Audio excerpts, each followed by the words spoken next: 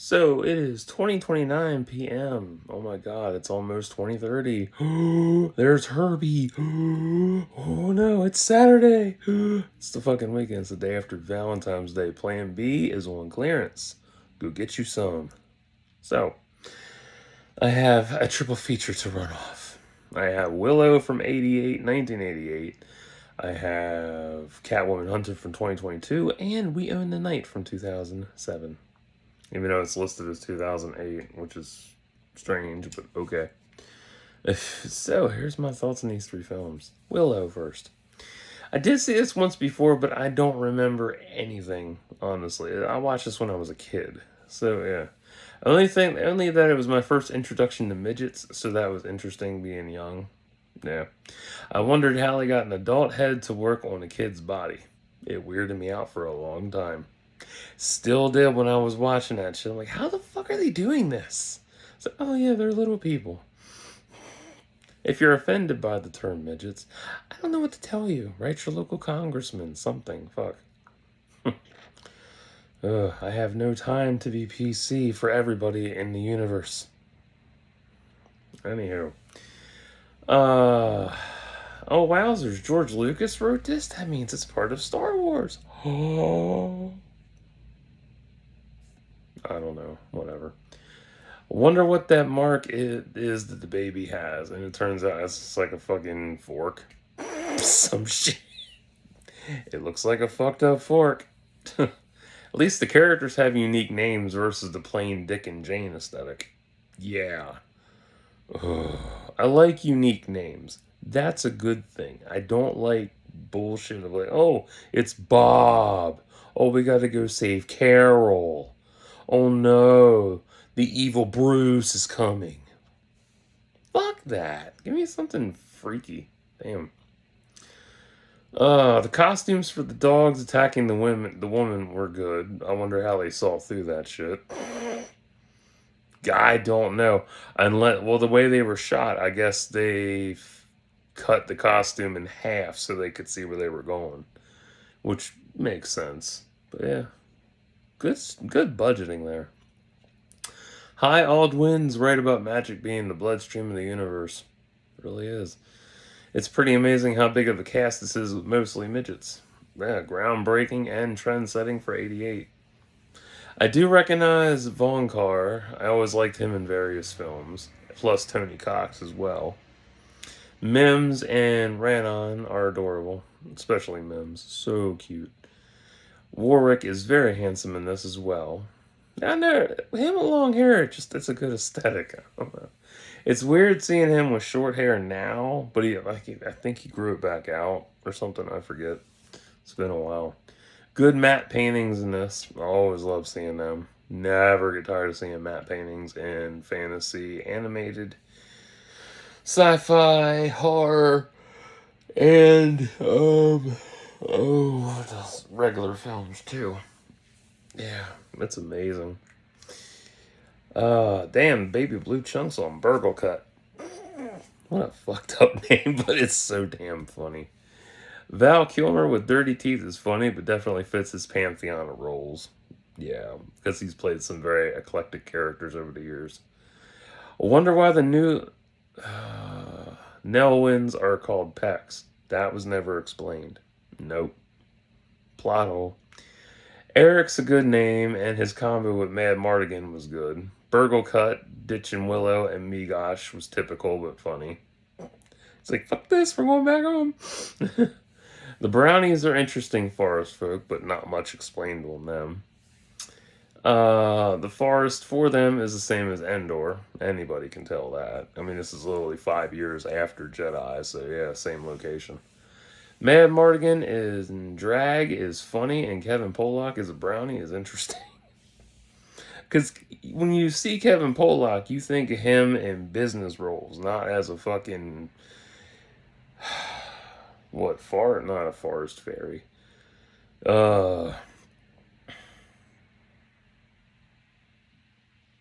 Forest gremlin. That'll work. Forest cave man. Yeah, that'll work. Yeah, fuck it. Or no, Bigfoot. No, not Bigfoot. Tribal. Screw it. I don't give a shit. You know what I'm trying to say.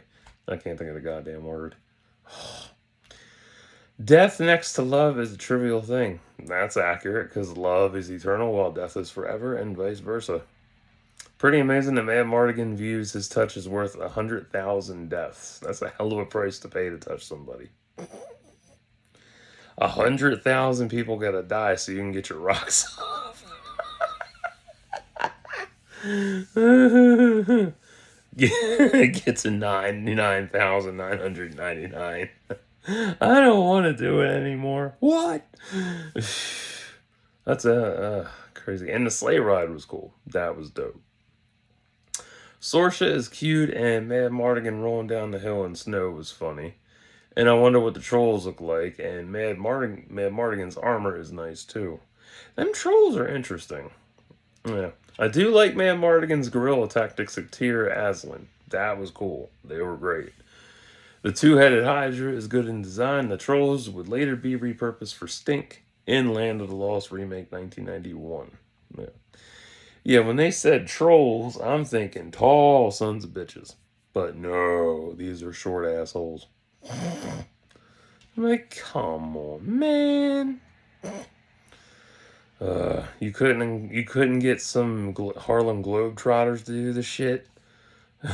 Fuck. Queen Bavmorda's castle is impressive, and it's also foreshadowing for Helm's Deep in the Two Towers. Yeah. Bavmorda turning everyone into pigs was crazy.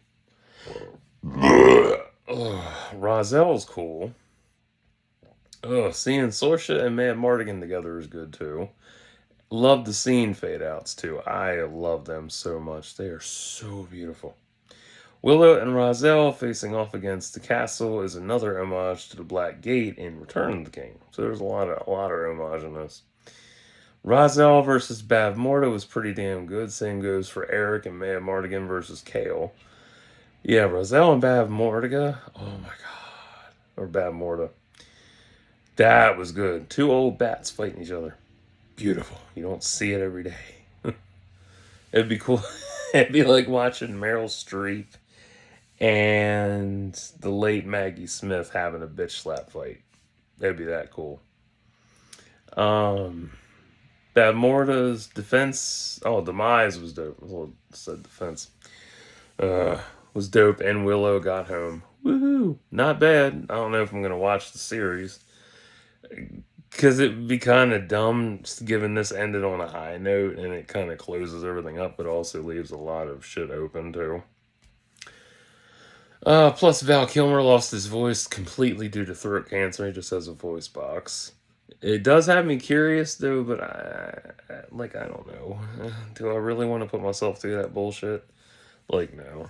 And it's part of Star Wars, so no thank you.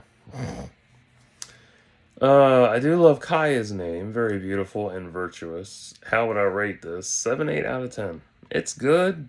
I don't want to rewatch it. Honestly, I don't need to. I don't have that feel like, oh, I gotta rewatch this again. It's so good. Like, no. It's also noteworthy how the camera shows what it's like from the Nelwyn's perspective, too. That's good. Catwoman Hunted. Now, I've done my review on this, so I don't have to go through the whole damn thing again. I did write some shit down, though.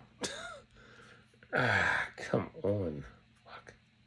I have been battling nose hair for an hour.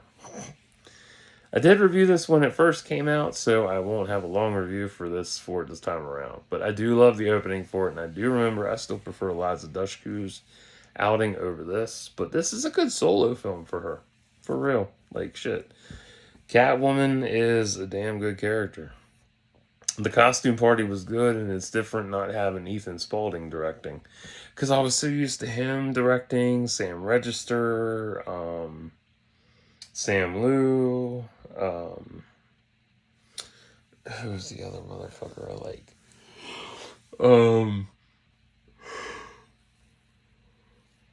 I can't remember who all directed DC animated, but it was like always like chunks of directors that did the shit, and it was like perfect. I also prefer CBMs without powers. Like, fuck powers. It's so dumb. Give me a character that is more interesting without powers. For real. And Batman does not count. Sorry. He doesn't count. I do love the cheesy innuendos Catwoman rounds off versus Eliza's outing. Like, Eliza's was more serious and sensual versus this one where it's equal parts innuendo and serious. Or, no, not serious. Physical. Yeah. Isis is adorable, and I know about Leviathan because I read that arc. That went over my head back then because I hadn't read that arc. Lady Barbara Minerva, Catwoman, and Julie Pennyworth are pretty fucking hot. Definitely. The way she playfully seduces Batwoman is still hilarious. That's on the channel. That's some funny ass shit. The back and forth between Catwoman and Batwoman is still fucking funny. I'd love to see the two of them have a team up, arguing and teasing each other. Just beautiful shit. Because that's exactly what it is, a buddy cop flick. Nosferatu's hot too, along with Ladama. It's also phenomenal hearing Keith David voicing Whale too, and Jonathan Frakes with King Faraday. And now it makes sense with Cheetah. I didn't know she was leading Leviathan, and it turns out she was a mole. Or not a mole. Pawn. Solomon Grundy going out with Dynamite was pretty creative. This version of Cheetah is pretty damn good versus... let me think of all her outings. Justice League was okay. Wonder Woman... Oh, no. Yeah. Not that one. Justice League Doom. That was good, too. Wonder Woman Bloodlines. I'd have to rewatch 84. Because I forget how the hell 84 ended. It's been a long time, man. I watch a lot of things and I forget. It's like, because everything's compounding together, so there we go. Fun times. So yeah, it's so much good stuff to watch, and then I get wrapped up in it. It happens.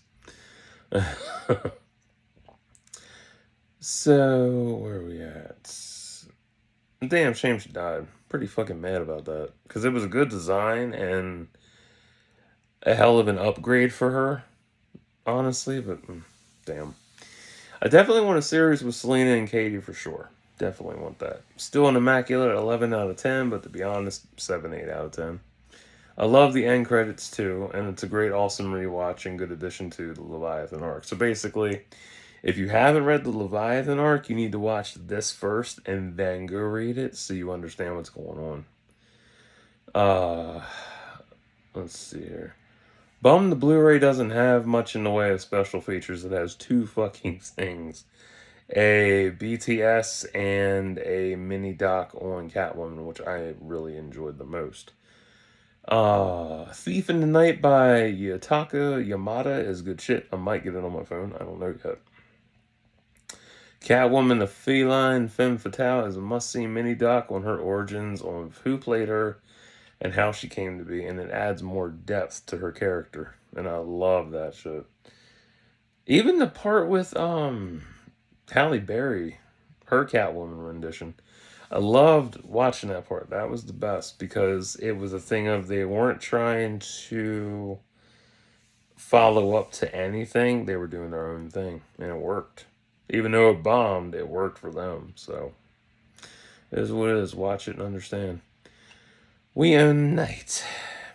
They really didn't, though, because at the end of it, it was done in the daytime. So, false advertising. Nobody owned the fucking night. Robbed of that. 0 out of 10. Only ever saw this once before and enjoyed it because I love my cop flicks. I don't remember how it ended, but I do recall being mad it was so short. I'm not mad anymore about it being short, but fuck, it does, like, it picks up. It's got that... What the hell movie was it? Cool World. Good example. Cool World is one of them films, I covered this. I think. I'll have to check. But I probably did. It's one of those where it's missing its beginning of the film. That's why it feels like half of a film. Whereas this, When the Night feels like the middle of a film. So, part one of this would have been Bobby's rise to power and then Joe's rise to the police ranks. Then the end of it would be uh, Bobby's rise to the police ranks and then Joe's retirement from the police force and stuff. So, no. But still good, though. It's a good middle flick. No. That Lupara in a violin case is nice. Beautiful. And it's set in 1988, 2 years after I was born. So I was 2 years old when this shit was going on. Wild. I thought it was in the 70s given the pictures and shit. Oh my, there's finger banging in the beginning. My virgin eyes. The El Caribe is a nice nightclub. It is always worth noting that every NYPD member has Catholic ties. I never realized that till now. Every NYPD flick you watch, there's some kind of Catholic bullshit to it. It's like, fuck Catholicism. God. All the old cars look amazing. Bobby runs El Caribe while his brother Joe is heading up the narcotics team in Brighton. Nice. Everyone involved would have amazing roles going forward, too. Yeah. Who shot Joe? Bo. I truly do appreciate how Joaquin and Eva molded into their roles. I don't know. The two of them really stand out when it comes to a fucking role. Like, I like Mark Wahlberg. He's good. And he molds into his roles, too. But there's just something about Joaquin Phoenix and Eva Mendes that really sticks out for both of them. The familial schism between the brothers, along with Bobby and his dad, is so deep. And this is only 2 years after Joaquin did Walk the Line. That's insane. Same year Ray came out with Jamie Foxx. Crazy. And both those films were stellar. Yeah, I own Ray, I think, unless I got rid of it. I don't own Walk the Line. I should watch that, but I don't feel like it. Bobby's turning informant to stop Vadim. Yeah. Yeah, whatever. Vadim in order to help his brother. Bobby diving out the window. I know that fence landing hurt. Because that's metal. It's not plastic, that's metal. Oof. And then the fence stabbing you at the same time. Fuck, man. Oof. It's always the projects where drug cartels set up shop. Commonplace. It's like motherfuckers set up somewhere else. It makes sense too because it's the poorest area and cops never think to look there until it's too late. For more on this, see The Wire. Or they know or would rather wait till further notice. Also, go see Baltimore Police Department. You think I'm kidding? Go check it out. Go check every projects out. In every state, I guarantee you, you're going to find drug activity there. Because the cops don't give a fuck. Or they wait till further notice because they don't have enough evidence, or they just would rather see a body count start before they step in. We don't have the manpower for that. Okay. Damn, how did Vadim find their escape route? He saw it in the Sunday paper. Damn shame Joe and Bobby's dad got shot. It's a fucking shame. Bobby's right about joining the force to avenge his father because that's what a cop family is about. See, I know the cop dynamic. I never dated a cop. I know cops. Amanda's right for hating him because she doesn't want to see him end up 6 feet under, but she doesn't get the cop family dynamics and she's an outsider in that regard. If that's true for you, you understand. If you don't, ask somebody. That applies to anyone who gets involved with a cop. You won't get it even if they explain it to you in a way that they know or think is right. You won't get it. Because you love them for who they are versus the badge. They will worship the badge more than you because they value living up to ideals set by their family. That's what it is. It's so stupid. I'm gonna be a cop just like my dad, my brother, my uncles, my grandfather, my great grandfather too. That's why I got this beard. It's fucked up eye.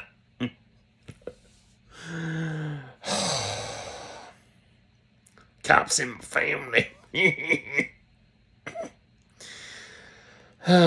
Shame Amada left him, but them's the breaks. And then him seeing her, who he thought he saw her at his graduation. That was pretty bittersweet. Damn, Jumbo ratted Bobby out. Fucking shame, but he is the coward type. I like Joe's line of, it's better to be judged by 12 than carried by 6. That's heavy. That took me a few seconds to comprehend.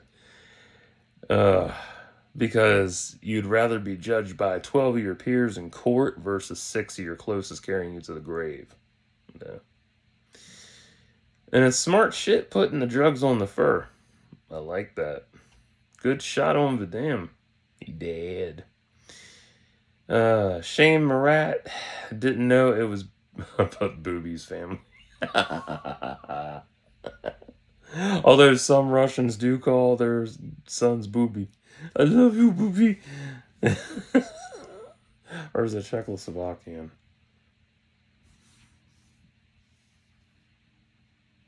No, it's Russian. They do. They say Booby. I love you, Booby. It's still amazing how Bobby came full circle. Like, this is a full circle film for him, honestly. That was damn good. 8 out of 10 on a rewatch for me. So, yeah. Between Cop Flick versus a Jewel Thief versus Fantasy Classic, which is the best? For me, I'd have to go with... Oh, man. Because I've watched these with new eyes now. You know, I'm older and I've watched a lot of shit. And seeing stuff again with new eyes after time has passed. Willow is good for being a fantasy flick and groundbreaking. Catwoman Hunted is good because it's, you know, a buddy cop flick, and I like that shit. And We Own the Night, definitely a good full circle flick. So I'd have to go with, in terms of mass enjoyment, definitely Catwoman Hunted, but if I'm going to pick a definitive one, We Own the Night. Like, I could pick Willow. That's a cult classic, but I'm not really that devoted to it, you know? Like, whatever. But if you have never seen these, you've never heard of them, you should check them out whenever you get the chance. If you don't want to see these films, well, you don't have to. Saying. But if you enjoy DC Comics, if you enjoy fantasies, if you enjoy NYPD flicks, here you go. These are great choices. And they've aged so well. And Catwoman Hunted is only 3 years old. It's still aging. But, nah. So, if you hate movies, well, fuck. You are sad. Just saying, dude. Fuck. So, I will return with, I guess I'll knock out 2 books. So, stay tuned.